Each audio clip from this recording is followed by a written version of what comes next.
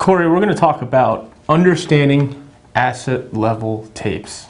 It's important to know. Let's get into the detail. This is going to separate the men from the boys and the women from the girls, correct? Did I say that correctly? Yeah. This is going to separate the men and women from the boys and girls. So, moving forward on here, you're going to see something. People are going to send over assets to you. They're going to send them over to you, usually in a Microsoft Excel format. Now, we've had some people fax them over to us over the years. We have. It doesn't work that way. And I'll get into it a little later why. But I will tell you this. A tape or a pool are the same thing, and they're merely Microsoft Excel spreadsheets. They contain asset level info.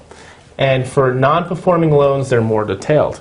Because remember, a loan has more information than an REO. A loan has borrower information, borrower address, maybe some sort of servicing history of payments that are made. So there's a lot more that goes into pricing out a loan than an REO. Okay? As it relates to hard money lenders and some smaller banks, they are a tell-all novel of the good, bad, and ugly. We know your business. We are in your business. We know your dirty laundry. We know you don't know what you're doing. You had someone working for you who doesn't know what they're doing. Not so much on the smaller bank side, because they're very conservative and they run by different guidelines, especially those who are looking at one point to sell off their loans in the secondary market. They have to adhere to Fannie Mae and Freddie Mac guidelines. Okay? And it also gives you a behind-the-scenes look at the competency of the lender.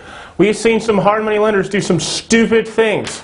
Stupid things, and you'll see that. Do you really give someone a 90% LTV loan on the pro forma value of a rehab? We've seen it. Many times, and guess what happens? All day long, okay? It tells you, what are they thinking? Why do they have assets in Dallas and then 2 or 3 in Oregon? I don't know. I don't know what happens with that. So you're going to find a lot of things.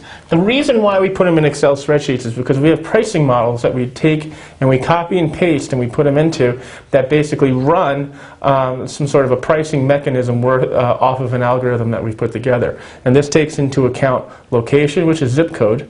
It takes into account borrower credit, and it takes into account many other variables where it comes to a price for these assets. But what if they don't send it to you in Excel spreadsheet? You ask them for an Excel spreadsheet. Have we seen them in PDFs? Yes. If they send them over, are they Excel spreadsheets in PDFs? Both. Okay. Yeah. So if they do send them over in PDFs, that's fine. I would call back and say, hey, can we get this in an Excel spreadsheet because our trading desk can't work with PDFs. That's what I do, number one. Number two is if it's of a single asset, like an REO, that's much easier to do because that's just the address, the asset, and the condition. Right. Okay. But sometimes they use other versions or other types of software that's not going to be Excel based all the time, where they have their own internal network and software system or whatever else it may be. For the banks that we're targeting, Excel is the way they work. All right. If you're dealing with the Chases that have a lot more security, where they want to make sure that they have you on file for confidentiality reasons, yes, you're going to see some bigger stuff. But as it relates to the smaller banks and the hard money lenders, it's either pen and paper or Excel. Right. All right, so let's move on about why we need to talk about why these tapes are important. Okay.